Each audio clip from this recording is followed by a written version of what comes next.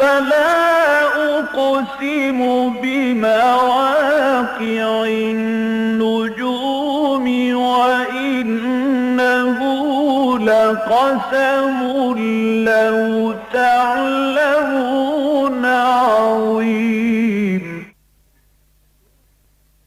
إنه لقرآن كريم في كتاب مكنون لا يمسه إلا المطهرون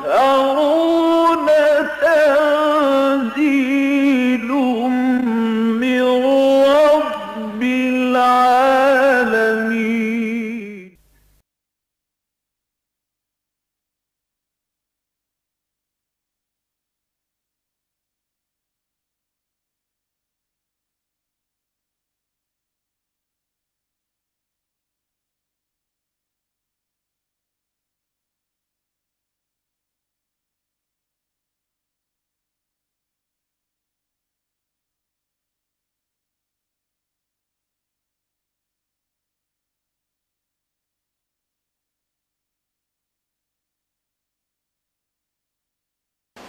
آج ہم انشاءاللہ سورہ آل عمران کا 18واں رکوع پڑھیں گے. یہ آیت نمبر 172 سے آیت نمبر 180 تک ہے. اعوذ باللہ من الشیطان الرجیم. بسم اللہ الرحمن الرحیم. الذین استجابوا للہ والرسول من بعد ما اصابهم القرح للذین احسنوا منهم واتقوا اجر عظیم. الذين قال لهم الناس ان الناس قد جمعوا لكم فاخشوهم فزادهم ایمانا وقالوا حسبنا الله ونعم الوكيل فانقلبوا بنعمة من الله وفضل لم يمسسهم سوء واتبعوا رضوان الله والله ذو فضل عظيم. انما ذلكم الشيطان يخوف اولياءه فلا تخافوهم وخافون ان كنتم مؤمنين ولا يحزنك الذين يسارعون في الكفر إنهم لن يضروا الله شيئا يريد الله ألا يجعل لهم حظا في الآخرة ولهم عذاب عظيم. إن الذين اشتروا الكفر بالإيمان لن يضروا الله شيئا ولهم عذاب أليم. ولا يحسبن الذين كفروا أنما نملي لهم خير لأنفسهم انما نملی لهم لیزدادوا اثما ولهم عذاب مہین. ما كان الله ليذر المؤمنين على ما انتم عليه حتى يميز الخبيث من الطيب وما كان الله ليطلعكم على الغيب ولكن الله يجتبي من رسله من يشاء فآمنوا بالله ورسله وإن تؤمنوا وتتقوا فلكم أجر عظيم. ولا يحسبن الذين يبخلون بما آتاهم الله من فضله هو خيرا لهم بل هو شر لهم سيطوقون ما بخلوا به يوم القيامة ولله ميراث السماوات والأرض والله بما تعملون خبير. صدق اللہ العظیم. سورہ آل عمران میں غزوہ احد کے جو حالات و واقعات بیان ہوئے اور ان پر جو تبصرے ہوئے یہ پورے 60 آیات پر پھیلے ہوئے. آیت نمبر 121 سے لے کر اور آیت نمبر 180 تک یہ مسلسل یہی بیان ہے اور اس کا یہ آخری حصہ ہے جو آج ہم پڑھ رہے ہیں. اس میں پہلی 3-4 آیات میں غزوہ احد کا ایک تتمہ یا تکملہ یا ضمیمہ جو بھی اسے کہیں اس کا ذکر ہے. یہاں پر اس کا صراحت کے ساتھ یہ مذکور نہیں ہے کہ اس کا نام کیا تھا، لیکن سیرت کی کتابوں میں 2 غزوات کا ذکر ملتا ہے کہ جو گویا کہ غزوہ احد کے تتمے کی حیثیت یا تکملے یا ضمیمے کی حیثیت رکھتے ہیں. ان میں سے ایک جو ہے وہ غزوہ حمراء الاسد اور دوسرا غزوہ بدر صغریٰ یا بدر اخریٰ. پہلے وہ آیات پڑھ لیجئے، پھر میں ان دونوں کے ضمن میں جو سیرت کی بعض چیزیں ہیں وہ بیان کر دوں گا. الذین استجابوا للہ والرسول من بعد ما اصابهم القرح، وہ لوگ کہ جنہوں نے لبیک کہیں اللہ اور اس کے رسول کی پکار پر، استجابت کسی کی پکار کو قبول کر لینا، کسی کی دعا کو قبول کر لینا، کسی کی پکار پر لبیک کہنا۔ الذین استجابوا للہ والرسول، وہ صحابہ مراد ہیں، وہ صحابہ حضور کے وہ ساتھی جنہوں نے اللہ کی اور اس کے رسول کی پکار پر لبیک کہی، من بعد ما اصابہم القرح، اس کے بعد کہ انہیں ایک بہت بڑا چرکا لگ چکا تھا، زخم لگ چکا تھا، ان کے 70 صحابہ شہید ہو چکے تھے، بہت زخمی تھے، زخموں سے چور چور بھی تھے۔ اس حالت میں بھی جب اللہ نے اور اس کے رسول نے انہیں پکارا تو وہ فوراً وہی جو فیض کے اشعار ہیں کہ واپس نہیں پھیرا کوئی فرمان جنوں کا، تنہا نہیں لوٹی کبھی آواز جرس کی، خیریت جاں راحت تن صحت داماں، سب بھول گئی مصلحت اہل ہوس کی، وہ اسی شان کے ساتھ انہوں نے لبیک کہی اور نکل آئے۔ للذین احسنوا منہم واتقوا اجر عظیم، یقیناً وہ لوگ کہ جو انتہائی نیک وکار اور انتہائی خوب کار تھے، اسلام میں انہوں نے احسان کا درجہ حاصل کر دیا ہے اور تقوی کی روش اختیار کی، ان کے لیے بہت بڑا اجر ہے۔ الذین قال لهم الناس، جن سے کہ لوگوں نے یہ کہا تھا، ان الناس قد جمعوا لكم فاخشوهم فزادهم ایمانا، کہ لوگ تمہارے خلاف جمع ہو گئے ہیں، بہت بڑی جمعیت تمہارے اوپر حملہ آور ہوا چاہتی ہے، ان الناس قد جمعوا لكم فاخشوهم، تو ڈرو ان سے، فزادهم ایمانا، لیکن اس سے ان کے ایمان میں اور اضافہ ہو گیا، ان کے شوق شہادت اور ذوق جہاد کے اندر اور اضافہ ہوا۔ وقالوا حسبنا اللہ ونعم الوکیل، اور انہوں نے کہا ہمارے لیے ہمارا رب اللہ کافی ہے اور وہ بہترین کارساز ہے، وہ بہترین ہستی ہے کہ جس پر توکل کیا جائے، جس پر بھروسہ کیا جائے۔ فانقلبوا بنعمت من اللہ وفضل، تو وہ لوٹے اللہ کی نعمت لے کر اور اس کے فضل کے ساتھ۔ لم یمسسہم سوء، انہیں کوئی برائی نہیں پہنچی، کوئی تکلیف نہیں پہنچی، کوئی گزند نہیں پہنچا۔ واتبعوا رضوان اللہ، انہوں نے اللہ کی رضا کی پیروی کی، وہ راستہ اختیار کیا جو اللہ کی رضا کی طرف لے جانے والا ہے۔ واللہ ذو فضل عظیم، اور یقیناً اللہ تعالیٰ بہت بڑے فضل والا ہے۔ ان آیات میں جیسا کہ میں نے عرض کیا، جو اصحاب سیر ہیں، سیرت نگار، انہوں نے کہا ہے کہ دو میں سے ایک واقعے کی طرف اشارہ ہے۔ ایک تو ہے غزوہ حمراء الاسد، یہ تو یوں سمجھیے کہ بالکل غزوہ احد کا ایک تتمہ ہی ہے۔ ہوا یہ کہ جیسا کہ آپ کو معلوم ہے کہ اگرچہ مسلمانوں کو خاصی بڑی شکست ملی تھی، 70 صحابہ شہید ہو گئے تھے، حضور بھی مجروح تھے، اور سب نے پہاڑوں پر چڑھ کر جو ہے وہ جان بچائی تھی، اور کفار کا معاملہ یہ تھا کہ وہ بڑے فتح کے شادیانے بجاتے ہوئے وہاں سے رخصت ہوئے تھے۔ اس میں نبی اکرم صلی اللہ علیہ وسلم کو اسی شب، یعنی غزوہ احد، یوم احد کے بعد جو رات آئی، اس میں حضور کو یہ گمان گزرا کہ ہو سکتا ہے کہ قریش کو اپنی غلطی کا احساس ہو، کہ اس وقت جب کہ ہمارا پڑنا بھاری ہو چکا تھا، مسلمان زخمی تھے اور ان کا مورال بھی بہت گرا ہوا تھا، ہم اس قصے کو مکائے بغیر جو واپس آ گئے تو ہم نے غلطی کی، ہمیں چاہیے تھا کہ اس پورے قصے کو پاک کر کے آتے، ختم کر کے آتے۔ اور یہ میں آپ کو بتا چکا ہوں کہ خالد ابن ولید نے یہ مشورہ دیا بھی تھا، لیکن کمانڈر ان چیف کی حیثیت تھی ابو سفیان کو حاصل۔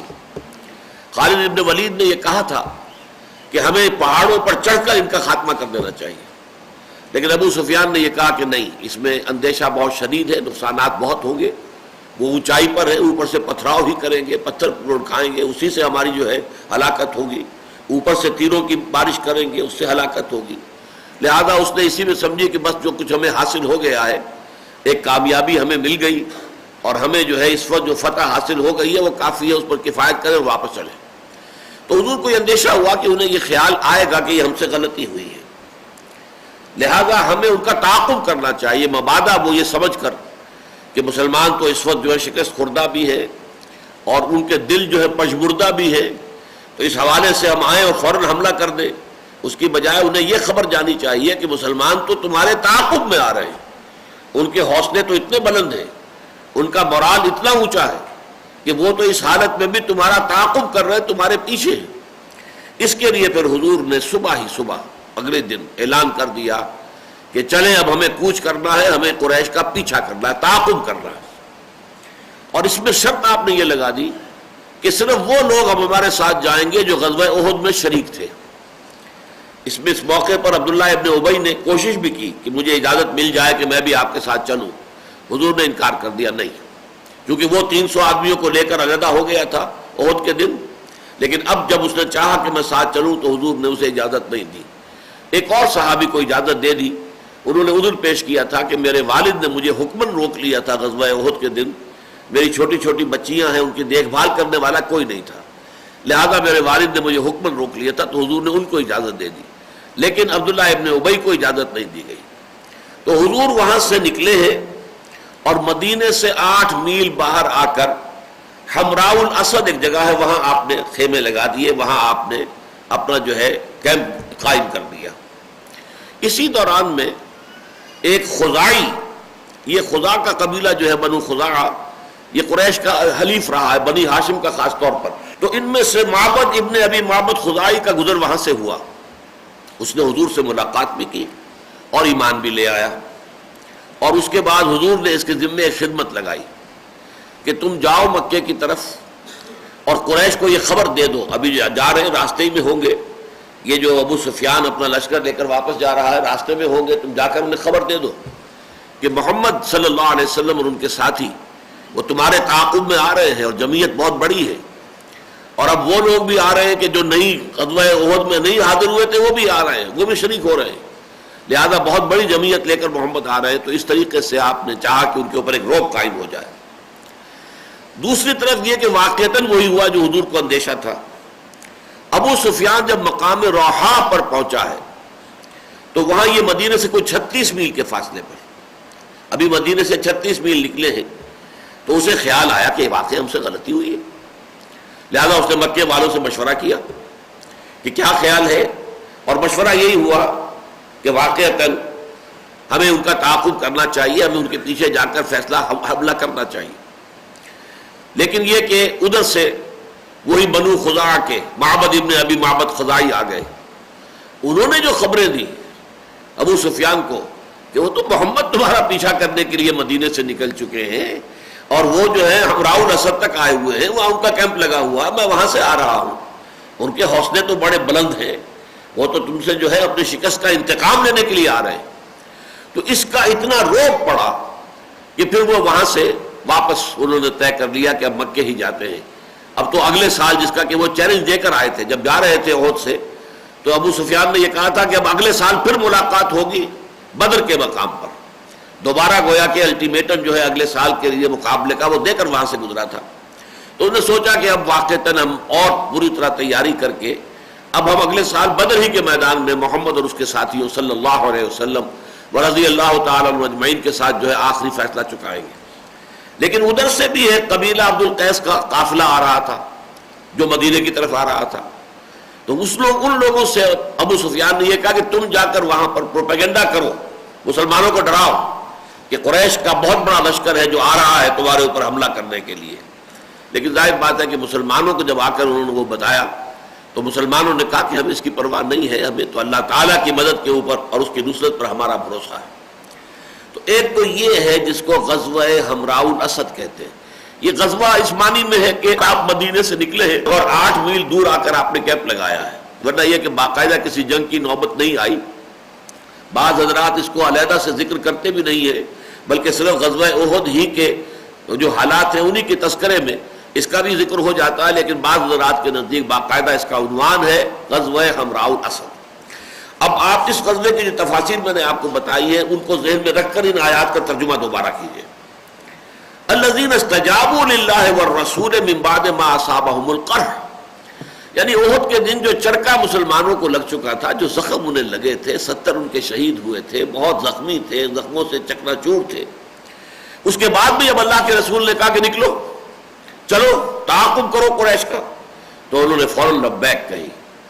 للذین احسنوا منہم واتقوا اجر عظیم، یقیناً یہ لوگ، یہاں پہ جو منہم ہے یہ من تبعیضیہ نہیں ہے، من بیانیہ ہے، یعنی یہ وہ لوگ تھے کہ جو تقوی اور احسان کے مراتب عالیہ پر فائز تھے، جنہوں نے اس قدر سخت حالات میں بھی جب اللہ اور اس کے رسول نے پکارا تو فوراً لبیک کہی.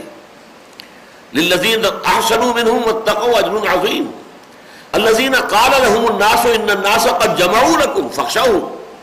وہ لوگ کہ جب ان سے لوگوں نے آ کر کہا، قبیلہ ہے جو عبد القیس کے لوگوں نے آ کر کہا کہ بہت بڑا لشکر ہے ابو سفیان کے ساتھ اور وہ تو تمہارے اوپر حملے کی تیاری کر رہے ہیں، تو جب ان سے کہا لوگوں نے کہ لوگ تمہارے خلاف جمع ہو چکے ہیں، فخشوہم تو ڈرو ان سے، فزادہم ایمانا تو اس سے ان کے ایمان میں اور اضافہ ہو گیا.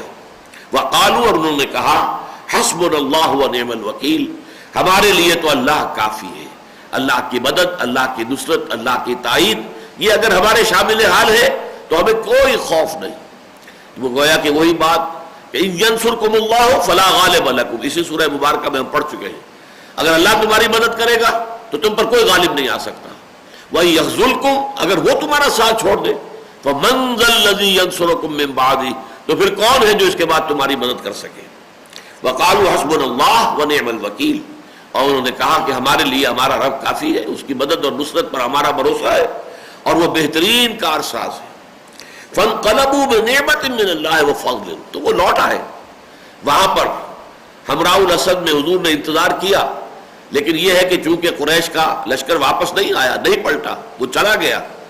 معبد ابن ابی معبد خزائی نے جو کچھ رپورٹس دی حضور کے لشکر کے بارے میں تو اس کی وجہ سے ان کو ہمت نہیں ہوئی واپس آنے کی، لہذا فرمایا کہ وہ لوگ تو لوٹے اس حال میں اللہ تعالیٰ کے انعامات کے ساتھ اور فضل کے ساتھ. لم یمسسہم سوء انہیں کوئی غضب نہیں پہنچا، کوئی تکلیف نہیں پہنچی. بسا اوقات اللہ تعالیٰ صرف امتحان لیتا ہے اور واقعتاً کوئی جو ہے تکلیف انسان کو نہیں پہنچنے دیتا، لیکن امتحان شدید ہو جاتا ہے، جس کی بہت بڑی مثال غزوہ احد کے 2 سال بعد غزوہ احزاب میں پیش آئی. 12,000 کا لشکر آ گیا تھا اور گھیر کر مدینے کو پڑا ہوا تھا، لیکن آپ کو معلوم ہے کہ محاصرے ہی پر بات رہی اور آخر کار ایک ایسی آندھی اللہ نے بھیجی جس نے ان کے خیمے اکھاڑ دیے. ان کے چولہوں پر رکھی ہوئی دیگیں جو تھیں جہاں کھانا پک رہا تھا وہ الٹ گئی اور ان چولہوں کی آگ کی وجہ سے خیموں میں آگ لگ گئی. افراتفری کی کیفیت ہوئی اور وہ اپنا محاصرہ اٹھا کر واپس چلے گئے. حالانکہ جو دن گزرے تھے محاصرے کے اس میں مسلمانوں کے لیے شدید ترین آزمائش کا مرحلہ آ گیا تھا، یہاں تک کہ منافقین کا جو خبث باطن تھا وہ ان کی زبان پر آ گیا تھا کہ ما وعدنا اللہ ورسولہ الا غرورا، ہمیں تو اللہ اور اس کے رسول نے جھوٹے وعدے کر کے ہمارے ساتھ اور ہمیں سبز باغ دکھا کے ہمیں مروا دیا. تو یہ ہوتا ہے، اللہ تعالیٰ جو ہے امتحان لینے کے لیے ایسی سچویشن کریٹ کر دیتا ہے جو نہایت خوفناک ہوتی ہے، لیکن اہل ایمان اگر ثابت قدم رہے تو وہ ایسے چھٹ جاتے ہیں بادل کہ معلوم ہوتا کچھ تھا ہی نہیں. یہ تو ساری جو ہے ایک خوفناک صورت ہمارے لیے بنا دی گئی تھی صرف ایک ہماری تخویف کے لیے یا ہماری ابتلاء اور آزمائش کے لیے. فانقلبوا بنعمت من اللہ وفضل لم یمسسہم سوء انہیں کوئی تکلیف نہیں پہنچی، کوئی غضب نہیں پہنچا. واتبعوا رضوان اللہ انہوں نے پیروی کر لی اللہ تعالیٰ کی رضا کی، انہیں اللہ کی رضا حاصل ہو گئی. جب اللہ کے رسول نے پکارا چلو نکلو ہمیں تعاقب کرنا ہے قریش کا، تو جس کیفیت کے ساتھ صحابہ تیار ہو گئے اپنے زخموں کے باوجود، تو انہوں نے اللہ کی رضا جو ہے وہ حاصل کر لی، وہ کامیاب ہو گئے.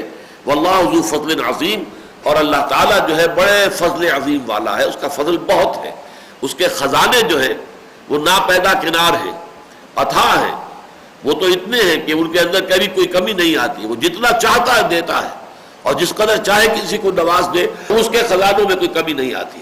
یہ تو ہے غزوہ حمراء الاسد. میرے نزدیک تو اصل میں اسی پر یہ آیات نازل ہوئی ہیں. ان آیات کے بارے میں یہ گمان کرنا کہ غزوہ بدر صغریٰ یا آخرہ کے بارے میں یہ آیات ہے میرے نزدیک درست نہیں ہے، لیکن چونکہ مفسرین نے تذکرہ کیا ہے اس لیے میں اس کا تذکرہ بھی کر دیتا ہوں. ویسے بھی سیرت کا ایک چھوٹا سا چیپٹر ہے. یہ غزوہ بدر صغریٰ جو ہے وہ 1 سال بعد ہوا ہے. جیسا کہ میں نے آپ کو بتایا کہ احد سے واپس جاتے ہوئے ابو سفیان جو سپہ سالار تھا یا تھے، اس لیے کہ بعد میں تو ایمان لے آئے ہیں، صحابی ہیں، وہ اعلان کر گئے تھے کہ اب ہمارا مقابلہ آئندہ اگلے سال، یعنی کہ یہ دو مقابلے ہمارے ہو چکے بدر اور احد، اب تیسرا مقابلہ اگلے سال ہوگا اور وہ بدر کے مقابلے پر ہوگا. تو حضور نے بھی کہا تھا صحابہ سے کہہ دو کہ ٹھیک ہے ہمیں تمہارا یہ چیلنج منظور ہے. لہذا اگلے سال پھر حضور صلی اللہ علیہ وسلم نکلے. آپ شعبان سن 4 ہجری میں مدینے سے نکلے.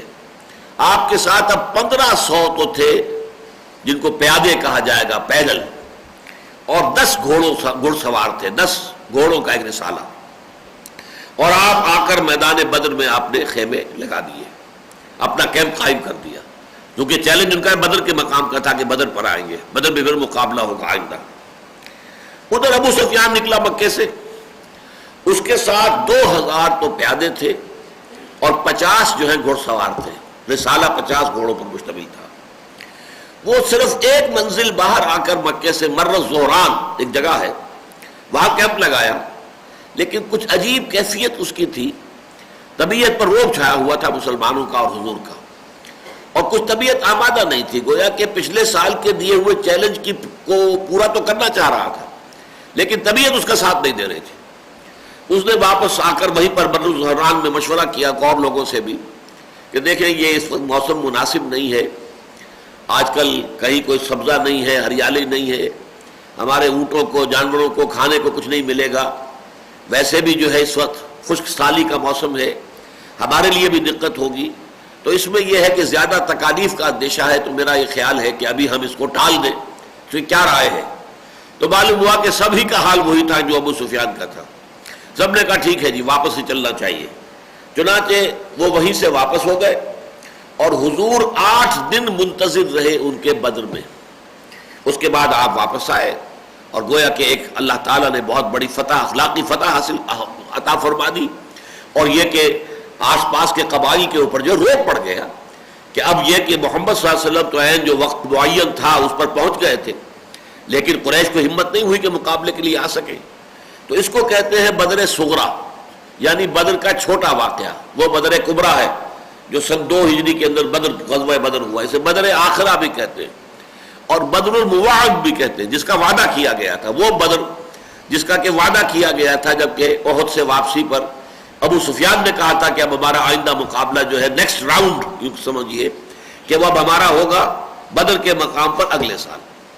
تو یہ ہے 2 جن کو کہ مفسرین نے نقل کیا ہے کہ ان 2 میں سے کسی ایک پر ان آیات کا انطباق ہوتا ہے، جو میں نے اپنی رائے آپ کے سامنے پیش کر دی ہے۔ میرے نزدیک یہ غزوہ حمراء الاسد، بلکہ اسے بعض جو ہے سیرت نگاروں نے علیحدہ غزوے کی حیثیت سے بیان نہیں کیا ہے، بلکہ یہ کہ احد ہی کے واقعات میں اگلے ہی دن تو معاملہ ہو گیا، یوم احد کے دوسرے دن ہی حضور نے فرمایا چلو ان کے تعاقب کرو، اور آپ گئے وہاں اور جا کر آپ نے وہاں پر ڈیرے لگائے۔ تو اس حوالے سے یہ کوئی علیحدہ غزوہ اس کو نہیں کہا جائے گا، جیسے یہاں غزوہ احد کے حالات کے ضمن ہی میں اس کا تذکرہ ہو گیا ہے، وہی بات مجھے زیادہ مناسب نظر آتی ہے کہ وہ غزوہ حمراء الاسد ہی سے متعلق ہے۔ اب آگے چلیے، انما ذالکم الشیطان یخوف اولیاء، دیکھو لوگوں یہ شیطان ہے جو تمہیں ڈراتا ہے اپنے دوستوں سے۔ یہ ترجمہ میں نے کیا ہے اس معنی میں کہ یخوفکم اولیاء، یخوف کے بعد کہ کم کی جو ضمیر ہے، ضمیر مفعولی، وہ یہاں پر مقدر مانی جائے کہ اصل میں شیطان جو ہے وہ اہل ایمان کو ڈراتا ہے اپنے دوستوں سے، یعنی کفار سے، مشرکین سے۔ وہ بڑی طاقت والے ہیں، بڑی جمعیت والے ہیں، ان کا مقابلے کا خیال نہ کرنا، جیسا کہ ہم پڑھیں گے سورہ توبہ میں کہ جب حضور نے فیصلہ کیا تھا کہ اب ہم نے مکے پر چڑھائی کرنی ہے، تو بہت سے صحابہ کا حال جو اس اعتبار سے اس وقت جو ہے وہ متزلزل سا ہو گیا تھا کہ قریش پر حملہ کرنے جائیں گے اور مکے پر حملہ کریں گے۔ تو یہ صورت جو ہے اصل میں اتنی روب کی کیفیت تھی قریش کی کہ بعض حضرات جو ہے اس میں متعمل تھے۔ بالکل وہی بات یہ ہے کہ انما ذالکم الشیطان یخوف اولیاء، یہ شیطان ہے جو یخوفکم اولیاءہ، وہ ڈراتا ہے تمہیں اے مسلمانوں اپنے ساتھیوں سے، اپنے دوستوں سے۔ وہ چاہتا ہے کہ جو میرے ساتھی ہیں کفار اور مشرک، ان کا روح تمہارے دلوں میں پڑ جائے۔ لیکن اس کا ایک ترجمہ اور بھی ہو سکتا ہے، اگر کم کو یہاں پر نہ مانا جائے، مقدر محذوف نہ مانا جائے، تو یہ شیطان اپنے ہی ساتھیوں کو ڈراتا ہے، یعنی اصل میں انہی پر اس کا اثر جو ہے ہوتا ہے جن کے دلوں کے اندر کچھ نہ کچھ بیماری موجود ہوتی ہے۔ اگر وہ بیماری موجود نہ ہو تو شیطان کے ڈراوے کا کوئی اثر ان پر نہیں ہوگا۔ یہ در حقیقت ان لوگوں کو کہ جن کے دلوں میں کوئی تھوڑا سا جگہ ہے، اس کے لیے بھی، شیطان کے لیے بھی صرف ان کے اوپر اثر انداز ہوتا ہے۔ انما ذالکم الشیطان یخوف اولیاء فلا تخافوہم، تو دیکھو ان سے مت ڈرو، وخافونی، ڈرو مجھ سے، اللہ سے ڈرو، ان کنتم مومنین، اگر تم حقیقت مومن ہو، اگر حقیقت ایمان تمہیں حاصل ہے تو خوف صرف اللہ کا ہونا چاہیے اور کسی کا نہیں. لا حول ولا قوت الا باللہ. کوئی طاقت نہیں ہے نہ بھلائی کی نہ برائی کی، نہ خیر کی نہ شر کی، نہ کوئی فائدہ پہنچانے والی نہ کوئی غضب پہنچانے والی، جب تک کہ اللہ کا اذن اور اس کا حکم نہ ہو. فلا تخافوهم وخافون ان کنتم مؤمنین ولا يحزنك الذين يسارعون في الكفر. اور اے نبی صلی اللہ علیہ وسلم اور آپ کے وساطت سے ہر مسلمان گویا کہ مخاطب تھا اس کا، تمہیں رنج اور غم کے اندر مبتلا نہ کر دے وہ لوگ جو کفر کے لیے بڑی بھاگ دوڑ کر رہے ہیں. یعنی یہ ایک بڑی نفسیاتی کیفیت ذہن میں رکھیے کہ جب انسان یہ دیکھتا ہے کہ میرے مخالفین بڑے سرگرم ہیں، بڑے ان کے کیمپ میں جو ہے بڑی ہلچل نظر آ رہی ہے، بڑی چہل پہل نظر آ رہی ہے، بڑی حرکت اور برکت نظر آ رہی ہے، تو اس کا بھی ایک دل کے اوپر اثر پڑتا ہے.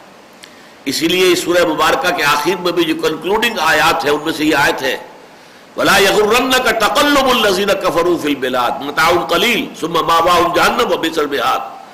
یہ جو کافر ہیں ان کی زمین میں اس دنیا میں چلت پھرت سے تم مروب نہ ہو. ان کی بڑی چلت پھرت ہے، ان کی آمد و رفت ہے، ایاب و ذہاب ہے، یہ آ رہے ہیں جا رہے ہیں شان و شوکت کے ساتھ اپنی قوت کا مظاہرہ کرتے ہوئے. تو یہ تقلبہم فی البلاد جو ہے اس سے تمہارے اوپر کوئی روب نہ پڑ جائے، اس سے متاثر نہ ہو جاؤ. ولا يحزنک، یہاں یہ لفظ استعمال کیا، وہاں یغرک ولا یغرنکم تقلب الذین کفروا فی البلاد لا يحزنک الذین یسارعون فی الکفر. یہ جو کوشش کر رہے ہیں مسارعت یسارعون باب مفعلہ ہے، سرعت میں ایک دوسرے سے بازی لے جانا.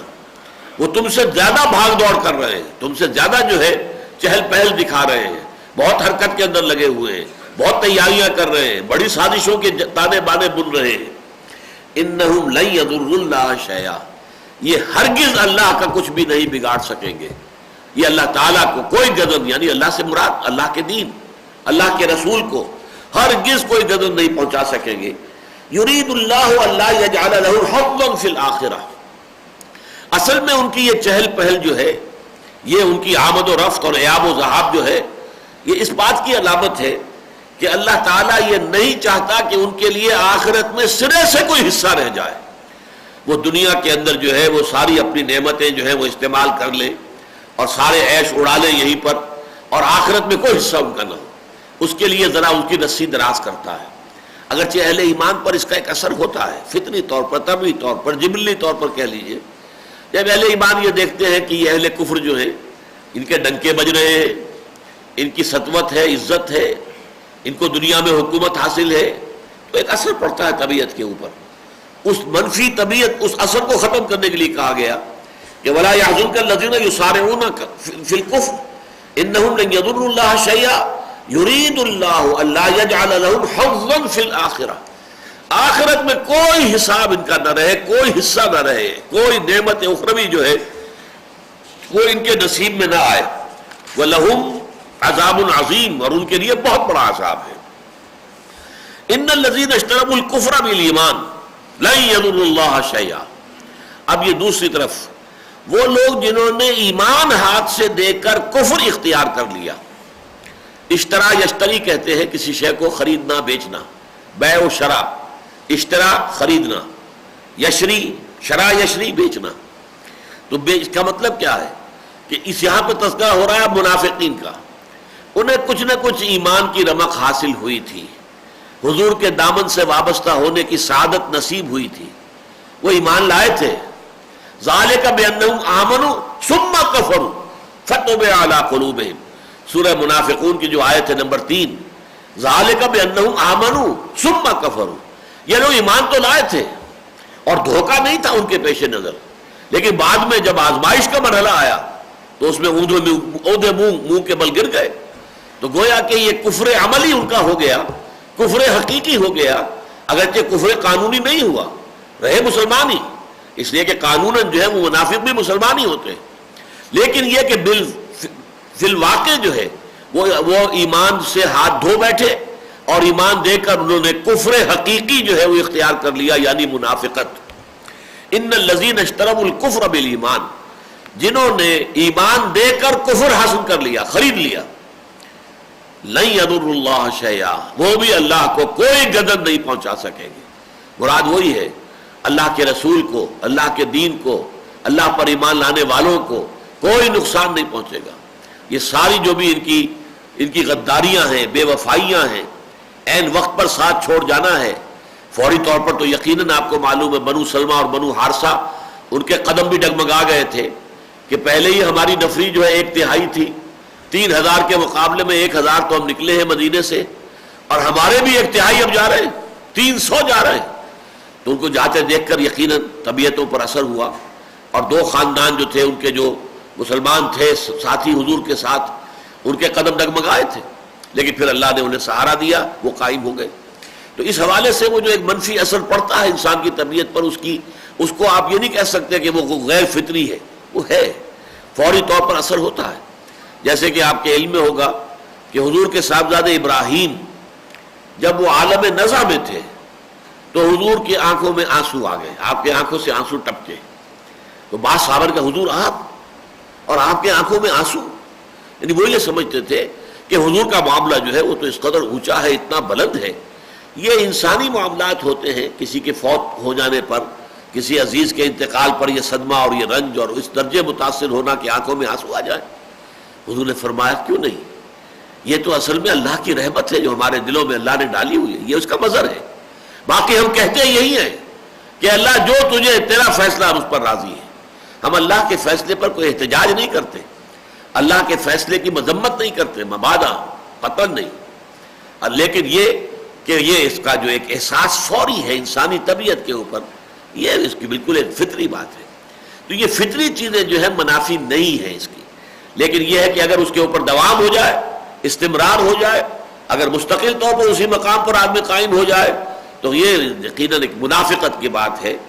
ان الذین اشتروا الکفر بالایمان لن یضروا اللہ شیئا ولہم عذاب علیم، اور ان کے لیے دردناک عذاب ہے۔ پہلے کھلے کافروں کا ذکر تھا، عذاب عظیم، ان کے لیے بہت بڑا عذاب ہے۔ اب منافقوں کا ذکر ہے، وَلَهُمْ عَذَابٌ علیم، ان کے لیے بہت دردناک عذاب ہے، ویری پینفل چسٹائسمنٹ۔ وَلَا يَحْسَبَنَّ الَّذِينَ كَفَرُوا أَنَّمَا نُمْلِي لَهُمْ خَيْرٌ لِأَنفُسِهِمْ، اور ہرگز نہ سمجھے یہ کافر لوگ، اب ان میں دونوں کافر جو ہیں یہ مراد ہے، ایک وہ جو قانوناً بھی کافر ہے، کھلم کھلا بھی منکر ہے اللہ کے یا اللہ کے رسول کے، اور ایک وہ بھی کہ جو حقیقتاً تو کافر ہے لیکن اوپر سے وہ کہتے ہیں اذا جاءك المنافقون قالوا نشهد انك لرسول الله والله يعلم انك لرسوله والله يشهد ان المنافقين لكاذبون، وہ اوپر سے کہتے ہیں کہ ہم تو مانتے ہیں، اللہ کو بھی مانتے ہیں، اللہ کی کتاب کو، اللہ کے رسول کو، محمد کو، اے محمد ہم اللہ کی قسم کھا کر آپ سے کہتے ہیں کہ ہم آپ کو اللہ کا رسول مانتے ہیں، لیکن حقیقت میں نہیں مانتے تھے۔ تو یہ دونوں قسم کے کافر ہیں، ایک کافر جو کھلا بھی کافر ہے، باطن بھی کافر ہے، دوسرا کافر جو بظاہر جو ہے مسلم ہے، حقیقتاً کافر ہے۔ وَلَا يَحْسَبَنَّ الَّذِينَ كَفَرُوا، یہ کافر دونوں قسم کے کافر ہرگز یہ نہ سمجھے انما نملی لہم خیر لانفسہم، کہ ہم جو انہیں مہلت دے رہے ہیں، املا یملی املاء، مہلت دینا، مہلت جو دے رہے ہیں یہ کوئی ان کی خیر کے لیے ہے، یعنی فوراً پکڑ نہیں رہے، منافقین پر فوراً گرفت نہیں آئی، کفار کو ابھی تک ہم نے اس قسم کا عذاب نہیں بھیجا کفار پر جیسا قوم نوح پر آیا تھا، قوم ہود پر آیا تھا، قوم صالح پر آیا تھا، جیسے کہ سدوم اور عمورہ کی بستیوں پر آیا تھا، جیسے کہ قوم مدین پر آیا تھا، جیسے آل فرعون پر آیا تھا، ایسا عذاب نہیں آیا۔ اب ابھی ٹال رہے ہیں، انہیں مہلت دے رہے ہیں، امہلہم رویدا، اے نبی ہم انہیں بھی ذرا مہلت دے رہے ہیں، آپ بھی مہلت دیجئے تھوڑی سی۔ تو یہ جو املا ہے، املا یملی املاءن، اور امحال ہے، امحال کے معنی مہلت دینا، تو یہ نہ سمجھے کہ ہم ان کے لیے کسی خیر کا ارادہ کر رہے ہیں، نہیں، انما نملی لہم لیزدادوا اثما، ہم انہیں جو مہلت دے رہے ہیں، ہم انہیں جو ان کی رسی دراز کر رہے ہیں وہ اس لیے تاکہ یہ اور گناہ کما لیں، اور گناہ کما لیں، اور گناہ کما لیں، تاکہ ان کا عذاب شدید سے شدید تر اور شدید تر سے شدید ترین ہوتا چلا جائے۔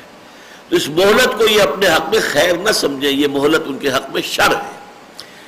لا يحسبن الذين كفروا انما نملی لہم خیر لانفسہم، کہ یہ جو ہم کو مہلت دے رہے ہیں، ان کی رسی دراز کر رہے ہیں، انہیں ابھی ہم ڈیل دے رہے ہیں، یہ ان کی جانوں کے لیے معال کار کے اعتبار سے عاقبت کار کے اعتبار سے یہ ان کے لیے مفید ہے، خیر ہے نہیں. انما نملی لہم لیزدادوا اثما، یہ تو ہم اس لیے ان کو ڈھیل دے رہے ہیں، رسی دراز کر رہے ہیں کہ وہ اور گناہ کما لیں. وَلَهُمْ عَذَابٌ مُهِینٌ، اور ان کے لیے ہے اہانت آمیز عذاب. اب یہ تیسرا لفظ آیا ہے، عذاب عظیم آیت نمبر 176، عذاب علیم آیت 177، اور عذاب مہین آیت 178. مہین اہانت سے ہے، اہانت آمیز، رسوا کن عذاب، جس میں کہ انتہائی ان کی جو ہے وہ رسوائی ہے. خزی فی الحیات الدنیا والآخرہ، دنیا اور آخرت دونوں کے اندر جو ہے ان کی رسوائی. ما کان اللہ لیذر المؤمنین علی ما انتم علیہ حتی یمیز الخبیث من الطیب. یہ اس سورہ مبارکہ میں جو یہ بحث ہوئی ہے 60 آیات میں، اس کا سب سے اہم اور مرکزی مضمون یہ ہے، اللہ تعالیٰ کی طرف سے آزمائشیں کیوں آتی ہیں، اہل ایمان پر سختیاں کیوں آئی ہیں. مکے میں صحابہ کرام کو اللہ نے کیوں اجازت دے رکھی تھی کفار کو کہ ان کو جس طرح چاہیں آزما لیں، جس طرح چاہیں انہیں تکلیف دے دیں. اللہ تعالیٰ ابو جہل کے ہاتھ شل کر سکتا تھا تاکہ وہ حضرت سمیہ اور حضرت یاسر رضی اللہ تعالیٰ عنہما کو پرسیکیوٹ نہ کر سکے، ٹارچر نہ کر سکے. جب اس نے نیزہ اٹھایا تھا اور حضرت سمیہ کی شرمگاہ کے اندر جو ہے وہ نیزہ جو ہے وہ مار رہا تھا، تو وہیں پر اس کا ہاتھ شل ہو سکتا تھا. اللہ کو اختیار تھا. کیوں اللہ رسی دراز کرتا ہے؟ کیوں اللہ مہلت دیتا ہے انہیں؟ کیوں اللہ نے اتنی مہلت دے رکھی تھی امیہ ابن خلف کو کہ حضرت بلال کو جو ہے وہ جیسے جانوروں کی لاشوں کے اندر ان کی گردن میں رسی ڈال کر گھسیٹا جاتا ہے، انہیں ایسے انہیں گھسیٹا جا رہا تھا مکے کی گلیوں میں. کیوں؟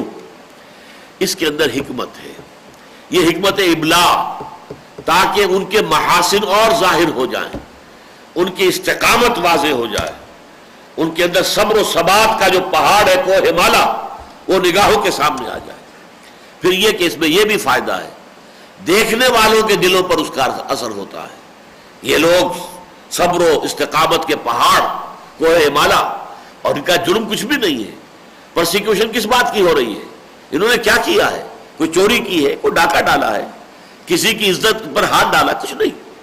صرف یہ کہتے ہیں کہ ہم ایک اللہ کے ماننے والے ہیں اور محمد کو ہم تسلیم کرتے ہیں کہ وہ اللہ کے رسول ہے. بس اس کے اوپر یہ تعظیم، یہ پرسیکیوشن، یہ ٹارچر. تو یہ اس حوالے سے. اور پھر سب سے بڑی بات یہ ہے کہ اللہ تعالیٰ کھوٹے کو کھرے سے علیحدہ کرنا چاہتا ہے. کچے پکے لوگ بھی آ جاتے ہیں ایمان کے دعوے دار بن کر، لیکن اللہ چاہتا ہے چھانٹی کر دے. تمحیص کا لفظ 2 دفعہ آ چکا ہے ہمارے ہاں. لیمحص اللہ تعالیٰ جو ہے وہ اہل ایمان کو علیحدہ کر دینا چاہتا ہے اہل کفر سے. تمحیص، میں نے اس لفظ کی بحث میں جو وضاحت کی تھی کہ بحث و تمحیص کا لفظ ہم بولتے ہیں اردو میں، بحث و تمحیص ہو رہی ہے. یہ بحث و تمحیص کیا ہے عربی زبان میں؟ بحث کہتے ہیں کریدنے کو. جیسے کوا جو ہے وہ اپنی چونچ سے وہ مٹی کو کریدتا ہے، کرید کر دیکھتا ہے شاید کوئی دانہ جو ہے اندر موجود ہو، مٹی کے اندر دبا ہوا ہو.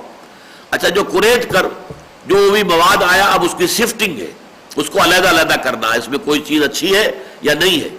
تو یہ تمحیص ہے، سفٹنگ. گویا کہ صحیح کو برے سے، غلط سے علیحدہ کر دینا، شر کو خیر سے جدا کر دینا، حق کو باطل سے علیحدہ کر دینا. اور پھر یہ بھی آیا تھا لیمحص اللہ ما فی قلوبکم، جو حق والے ہیں ان کے دلوں کو بالکل صاف اور پاک کر دینا.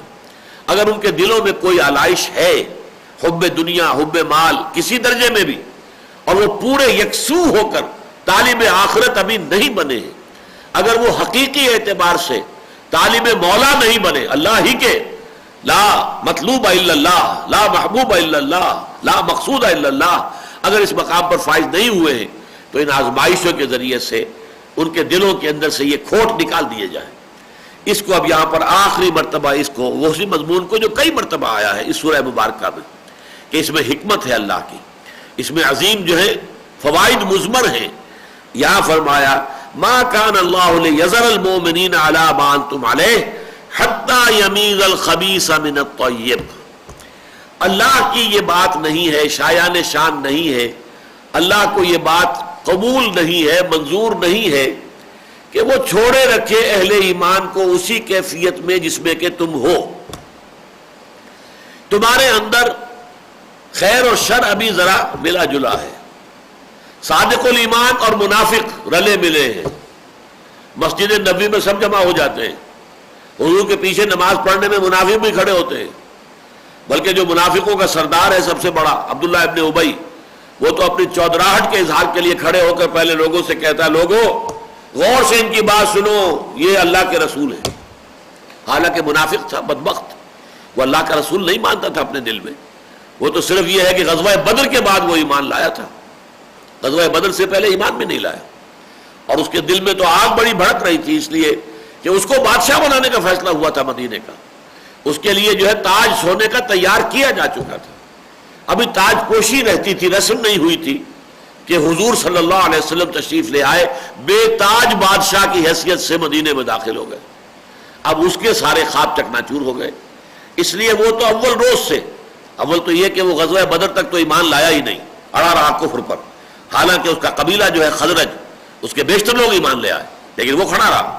البتہ بدر کے بعد جب اس نے دیکھا یہ معاملہ تو بڑی زبردست طاقت ہے محمد کی اور ان کے ساتھیوں کی، قریش کو ایسی زبردست شکست دے کر آ گئے، ان کے 70 سرکار جو سرکردہ لوگ تھے، لیڈر، وہ ختم ہو گئے ان کے ہاتھوں، 70 کو یہ قیدی بنا کر لے آئے، کل 313 کی نفری تھی ان کی، اور ان کے پاس ہتھیار بھی نہیں تھے، تو اس وقت جو روب پڑا ہے اس کا اس پر تو وہ ایمان لے آیا۔ لیکن غزوہ احد کے اندر آپ کو معلوم ہے دھوکہ دیا، فریب دیا، اور اپنے 300 آدمیوں کو لے کر واپس چلا گیا۔ تو یہاں یہ کہ حضور اللہ تعالیٰ فرما رہے ہیں کہ یہ جو تم گڈمڈ ہو ابھی آپس میں رلے ملے ہوئے ہو، خبیث بھی اور طیب بھی، پاک بھی ہے یعنی اہل ایمان جن کے دل پاک ہے نفاق اور ضعف ایمان کے امراض سے، اور خبیث جن کے دلوں کے اندر یہ روگ ہے، اندر منافقت کی سیاہی ہے، اندر جو ہے ان کے یہ بیماری موجود ہے، اس کو بیماری ہی سے تعبیر کیا گیا ہے، فی قلوبہم مرض فزادہم اللہ مرضا، ان کے دلوں میں ایک روگ ہے، بیماری ہے، تو اللہ تعالیٰ نے ان کی بیماری میں اضافہ کر دیا ہے۔ تو اللہ تعالیٰ جو ہے اس دنیا ہی میں اس کو علیحدہ علیحدہ کر کے دکھا دے گا۔ اللہ کو تو معلوم ہے کون منافق ہے کون مومن ہے، لیکن اہل ایمان کو بھی معلوم ہو جانا چاہیے، انہیں معلوم ہو کہ ہماری صفوں کے اندر یہ 5th کالمسٹ عنصر بھی ہے، یہ آستین کے سانپ بھی ہے۔ باہر کا دشمن جو ہے وہ تو حملہ کرتا ہے تو نظر آتا ہے، یہ اندر کا دشمن جو ہے یہ حملہ کرتا ہے، سازش کرتا ہے، تو یہ تو مارے آستین کی طرح، آستین کے سانپ کی طرح ڈنک مارتا ہے کہ پتہ ہی نہیں چلتا۔ اس حوالے سے اہل ایمان کو معلوم ہونا چاہیے، اور اس کے لیے اللہ تعالیٰ کی یہ حکمت ہے کہ وہ خبیث کو طیب سے علیحدہ علیحدہ کر دے، ممیز کر دے، یمیزہ، ماذا یمیزو، اور ہم عام طور پر اردو میں لفظ تمیز استعمال کرتے ہیں، تمیز سے ممیز بنے گا، جو علیحدہ علیحدہ ہو جائے۔ ما کان اللہ لیذر المؤمنین علی ما انتم علیہ، اللہ کو یہ بات منظور نہیں ہے کہ اہل ایمان ہے مسلمانوں، یہ یہاں مومنین مسلمانوں کے لیے آ رہا ہے، اور یہ میں آپ کو بتا چکا ہوں پورے قرآن مجید میں یا ایھا الذین اسلموا کہیں نہیں آیا، یا ایھا الذین نافقوا کہیں نہیں آیا، یا ایھا الذین آمنوا ہی میں سب مخاطب ہیں، سچے مومن بھی مخاطب ہیں تو یا ایھا الذین آمنوا، اگر صرف مسلمان جن کے دلوں میں ابھی ایمان نہیں نازل ہوا ہے، اترا نہیں ہے، وہ بھی یا ایھا الذین آمنوا، اور وہ منافق جن کے دلوں میں نفاق ہے، روگ ہے، بیماری ہے، وہ بھی یا ایھا الذین آمنوا، اس لیے کہ مدعی وہ بھی تھے ایمان کے اور قانون وہ بھی مسلمان تھے۔ تو ما کان اللہ لیذر المؤمنین علی ما انتم علیہ، اللہ کو یہ منظور نہیں ہے، یا اللہ کے یہ شایان شان نہیں ہے، یا اللہ کا یہ طریقہ نہیں ہے، اللہ کی یہ سنت نہیں ہے کہ وہ تمہیں چھوڑے رکھے اس کیفیت پر جس پر کہ اے مسلمانوں تم اس وقت ہو، یعنی تمہارے اندر مومن اور منافق گڈمڈ ہیں، ملے جلے ہوئے ہیں، اور ان کو علیحدہ علیحدہ کرنا یہ اللہ تعالیٰ کی سنت ہے۔ حتیٰ یمیز الخبیث من الطیب، یہاں تک کہ اللہ تعالیٰ ممیز کر دے خبیث کو طیب سے، معلوم ہو جائے ناپاک کون ہے، جن کے دلوں میں روگ ہے، گندگی ہے، نفاق کا مرض ہے، اور کون وہ لوگ ہیں کہ جن کے دل پاک ہیں، سالم ہیں، فطرت سلیمہ کے لوگ۔ وما کان اللہ لیطلعکم علی الغیب، اور یہ بھی اللہ کی سنت نہیں ہے کہ وہ تمہیں غیب پر مطلع کرے، یعنی اگر تو اہل ایمان کے اندر یہ صلاحیت ہوتی کہ وہ لوگوں کے دلوں کے اندر جھانک لیتے کہ یہ منافق ہے اور یہ نہیں ہے، تب ضرورت نہ پڑتی اسے آزمائش کی، لیکن اللہ کی سنت یہ نہیں ہے، یہ غیب کا معاملہ ہے، کسی کے دل میں کیا ہے کیا نہیں ہے اللہ تعالیٰ تمہیں اس پر مطلع نہیں کرتا، یہ غیب کی خبر تمہیں نہیں دیتا۔ اگر تو ہوتا، یہ صرف معاملہ رسولوں کا ہے، رسولوں کے بارے میں اللہ تعالیٰ جو ہے جس کو چاہتا ہے وَلَٰكِنَّ اللَّهَ يَجْتَبِي مِن رُّسُلِهِ مَن يَشَاءُ، اپنے رسولوں میں سے جس کو چاہتا ہے غیب کا علم دیتا ہے، جتنا چاہتا ہے دیتا ہے۔ وہ تو رسول کی جو ہے نگاہ جو ہے وہ تو یقیناً لوگوں کے سینوں کو چیر کر بھی دیکھ لیتی تھی کس کے دل میں ایمان ہے کس کے دل میں نہیں ہے، لیکن عام صاحب ایمان کے لیے یہ نہیں ہے، اس کے پاس وہ صلاحیت نہیں ہے، اسے اللہ تعالیٰ نے غیب کا علم نہیں دیا ہے، یہ قاعدہ نہیں ہے اس کائنات کا، اور یہ جو تخلیق آدم کا معاملہ ہے اس میں یہ نہیں ہے کہ لوگوں کو، عام لوگوں کو غیب کی اطلاعات بام پہنچائی جائیں۔ البتہ یہ ہے کہ اللہ تعالیٰ اپنے رسولوں میں سے جن کو بھی چن لیتا ہے، پسند کر لیتا ہے، تو ان کو وہ غیب کی خبر بھی دیتا ہے، ان کو تو معلوم ہو جاتا ہے۔ چنانچہ آپ کو معلوم ہے غزوہ تبوک سے جب واپس آ رہے تھے حضور اور اہل ایمان، تو ایک تنگ گھاٹی میں سے گزرنے کا موقع آ گیا، جس میں سے بس بیک وقت جو ہے وہ ایک آدمی یا ایک اونٹ ہی چل سکتا ہے، آگے دو چار آدمی جو ہے ساتھ نہیں چل سکتے تھے۔ وہاں پر کچھ منافق مدینے کے پہلے سے ڈیرا لگا کر بیٹھے ہوئے تھے کہ جب محمد یہاں سے گزریں گے ہم یہاں قتل کر دیں گے، فوراً ان کو ایمبوش کریں گے، حملہ کریں گے، ہجوم کریں گے ان پر، انہیں ختم کر دیں گے۔ وہ منافق جب آئے ہیں انہوں نے حملہ کیا ہے، تو جو اونٹ کی نکیل پکڑے ہوئے آگے جا رہے تھے صحابی، انہوں نے اپنی لاٹھی کے ذریعے سے ان کو مار مار کے ان کو پیچھے ہٹایا ہے، لیکن انہوں نے منہ پہ ڈھانٹے باندھے ہوئے تھے اور وہ پھر بھاگ گئے۔ تو حضور نے بتا دیا کہ میں تمہیں بتا دیتا ہوں ان کے نام، یہ فلاں فلاں فلاں فلاں فلاں تھے یہ، لیکن ساتھ ہی حضرت حذیفہ تھے یہ جو حضور کے آگے آگے چل رہے تھے آپ کی اونٹنی کی رسی پکڑ کر۔ تو حضرت حذیفہ کہتے ہیں مجھے بتا دیا حضور نے کہ یہ فلاں فلاں فلاں فلاں لوگ ہیں، لیکن دیکھنا کسی کو بتانا نہیں ہے، یہ میرا راز ہے تمہارے پاس۔ اسی لیے حضرت حذیفہ کا نام پڑ گیا صاحب سر النبی، وہ صحابی جن کے پاس کہ حضور کا ایک راز ہے۔ لیکن یہ کہ اللہ نے حضور کو تو مطلع فرما دیا کہ کون منافق یہ ہیں، رات کے اندھیرے میں چاہے انہوں نے چہرے چھپائے ہوئے تھے، لیکن اللہ نے بتا دیا حضور کو، اور حضور نے حضرت حذیفہ کو بتا دیا۔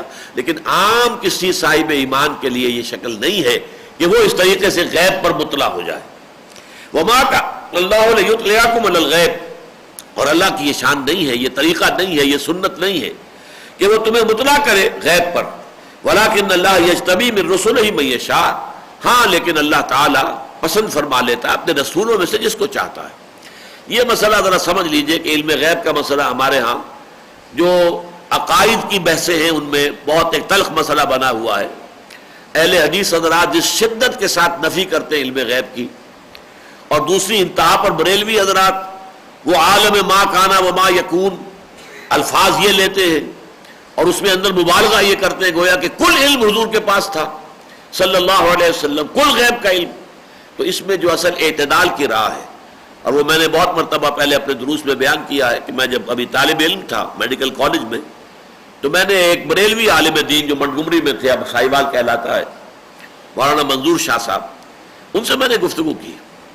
انہوں نے یہ بتایا کہ ہم حضور کے علم کے بارے میں 3 باتیں مانتے ہیں۔ نمبر 1، حضور کا علم حادث ہے، قدیم نہیں ہے، ہمیشہ سے نہیں ہے، بلکہ یہ کہ حادث ہے، یہ اللہ نے دیا ہے تو آیا ہے۔ حضور کا علم عطائی ہے، ذاتی نہیں ہے، اللہ نے دیا ہے تو اللہ تعالیٰ کا دیا ہوا علم ہے، خود اپنی ذات سے آپ کو علم حاصل نہیں ہے۔ نمبر 3، آپ کا علم محدود ہے، لا محدود نہیں ہے۔ لا محدود علم جو ہے وہ صرف اللہ کا ہے۔ البتہ جب ایک بریلوی مسلک کا شخص کہتا ہے عالم ما کانا و ما یکون، تو اس کے ذہن میں یہ ہوتا ہے کہ مستقبل کی خبریں بھی تو حضور کو دی گئی ہیں اور حضور نے ہمیں دی ہے، یہ ما یکون میں آ گیا، یعنی آپ نے خبریں دی ہیں قیامت کی علامات کیا ہوں گی، آپ نے جو آخری زمانے کی جنگوں کا تذکرہ کیا ہے، حدیث کے پورے باب ہیں، کتاب الملاحم اور کتاب و اشراط الساعہ، کتاب و علامات القیامہ، یہ سب کیا ہیں؟ یہ آئندہ کی خبریں دی جا رہی ہیں نا، ما یکون ہے یہ، اور ما کانا جو پیچھے ہے، یقیناً حضور کا علم ما کانا اور ما یکون دونوں کو حاوی ہے، لیکن کل ما کانا نہیں اور کل ما یکون نہیں، دونوں طرف جو ہے محدودیت ہو جائے گی، لیکن اپنی جگہ پر ایسنشلی ما کانا بھی ہے اور ما یکون بھی ہے، اس لیے کہ جو کچھ ہونے والے ہیں واقعات، جو مستقبل میں پیش آنے والے واقعات ہیں، ان کی بھی خبر اللہ نے حضور کو دی ہے صلی اللہ علیہ وسلم، اور حضور نے کتنی پیشن گوئیاں جو ہے وہ مسلمانوں کے سامنے، صحابہ کے سامنے بیان کی ہیں، جو ہمارے پاس اب حدیث کی کتابوں میں جمع ہیں۔ تو اس اعتبار سے ایک شخص جب الفاظ بول رہا ہوتا ہے تو اس کے ذہن میں اس کا تصور کچھ اور ہوتا ہے. ما کان وما یکون. اب سننے والے نے کہا گویا کہ یہ کہہ رہا ہے کہ کل ما کان اور کل ما یکون، یہ یقیناً شرک ہو جائے گا. لہذا جب وہ مولانا منظور شاہ صاحب نے، جب میرے سامنے یہ تین باتیں بیان کر دی، حضور کا علم حادث ہے، قدیم نہیں ہے، نمبر ایک. عطائی ہے، اللہ کا عطا کردہ ہے، ذاتی نہیں ہے. نمبر دو، محدود ہے، لا محدود نہیں. میں نے کہا پھر میرا تو کوئی جھگڑا آپ سے نہیں ہے. اب اگر ہم اس پر جائیں کہ صاحب کوئی علم تھا ہی نہیں، تو اس کا تو مطلب یہ کہ نبوت کی نفی ہو گئی. نبوت علم غیب ہی کا تو نام ہے، عالم غیب کی سیریں کراتا ہے اللہ تعالیٰ. کذالک نری ابراہیم ملکوت السماوات والارض. حضرت ابراہیم کو آسمان و زمین کے ملکوت دکھائے اللہ نے. حضور کو شب معراج میں کیا کیا دکھایا، کیا کیا مشاہدات کرائے. اب اس کی نفی ہم کیسے کریں گے؟ تو یقیناً غیب کا علم حضور کو عطا کیا گیا، لیکن کل غیب نہیں. کل غیب کہیں گے تو یہ شرک ہو جائے گا. لیکن غیب مجرد تو علم ہے، جتنا بھی اللہ نے چاہا غیب ہے، جتنا اللہ نے دیا غیب میں سے وہ یقیناً اللہ کے رسول کا علم ہے. تو وہی بات یہاں فرمائی ہے، ما کان اللہ لیطلعکم علی الغیب ولکن اللہ یجتبی من رسلہ من یشاء فآمنوا باللہ ورسولہ. پس ہے مسلمانوں، تمہارا کام یہ کہ ایمان لاؤ اللہ پر اور اس کے رسول پر. غیب پر تمہیں مطلع نہیں کیا جائے گا. تمہاری شان یہ ہے کہ یؤمنون بالغیب، غیب میں رہتے ہوئے ایمان لاؤ، تبھی تو ایمان ہے. اگر سامنے سارے معاملات آ جائیں گے قیامت کے دن تو سب سے بڑا مومن تو ابو جہل ہوگا. کیا انکار کرے گا وہ اللہ کا؟ کیا وہ آخرت کا، کیا وہ قیامت کا، کیا وہ جنت کا، دوزخ کا کسی کا انکار کرے گا؟ جو فرعون ہے وہ سب سے بڑا مومن ہوگا اس دن؟ نہیں، اس دن کی بات نہیں. غیب کے عالم میں رہتے ہوئے، جیسے کہ سورہ بقرہ کے بالکل شروع میں فرمایا الذین یؤمنون بالغیب ویقیمون الصلاۃ ومما رزقناہم ینفقون. لہذا تمہیں تو غیب پر خود مطلع ہو کر ایمان لانا وہ تمہارا معاملہ نہیں ہے.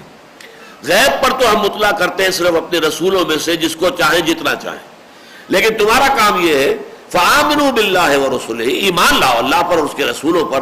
وإن تؤمنوا وتتقوا، اور اگر تم واقعتاً اللہ پر ایمان رکھو گے اور تقوی کی روش اختیار کرو گے فلکم اجر عظیم، تو تمہارے لیے بہت بڑا اجر و ثواب ہے. ولا يحسبن الذين يبخلون بما آتاهم الله من فضله هو خيرا لهم. جیسے یہ فرمایا تھا کہ اگر ہم کافروں اور منافقوں کی رسی دراز کر رہے ہیں، مہلت دے رہے ہیں، تو وہ یہ نہ سمجھے کہ یہ ان کے حق میں خیر ہے، یہ شر ہے، تاکہ وہ اور گناہ کما لیں، اپنے نامہ اعمال کو اور سیاہ کر لیں، اپنے عذاب کی سختیوں میں اور اضافہ کر لیں. اسی طرح یہاں فرمایا وَلَا يَحْسَبَنَّ الَّذِينَ يَبْخَلُونَ بِمَا آتَاهُمُ اللَّهُ مِنْ فَضْلِهِ وَخَيْرًا لَّهُمْ. ہرگز نہ سمجھے وہ لوگ جو اس مال کے ساتھ بخل کرتے ہیں جو اللہ نے انہیں اپنے فضل سے عطا کیا ہے کہ یہ ان کے لیے خیر ہے. اللہ نے دولت دی ہے، اللہ کا دین تقاضا کر رہا ہے لاؤ اللہ کے راہ میں صرف کرو، دین کی اشاعت کے لیے، نشر و اشاعت کے لیے، تبلیغ کے لیے، دین کی اقامت ہے، جد و جہد ہے، جہاد کی ضروریات ہیں ان کی پورا کرنے کے لیے خرچ کرو.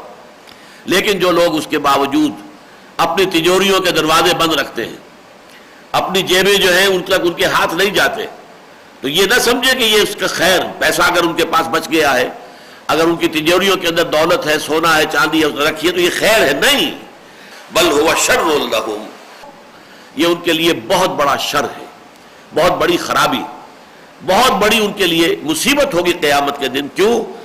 سیطوقون ما بخلوا به یوم القیامہ، ان کو طوق پہنایا جائے گا اس دولت کا قیامت کے دن، جس چیز کے ساتھ انہوں نے بخل کیا تھا وہ ان کے گردنوں میں طوق کی شکل کے اندر جو ہے وہ آویزہ ہوں گی، چیزیں طوق پڑے ہوئے ہوں گے قیامت کے دن.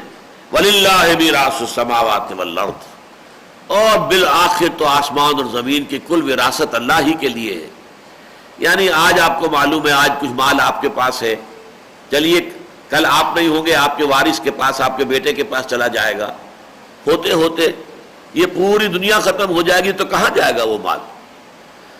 آخر کار الوارث، وارث جو ہے آخری وہ تو اللہ ہی ہے، سب کچھ اسی کے لیے رہ جانا ہے.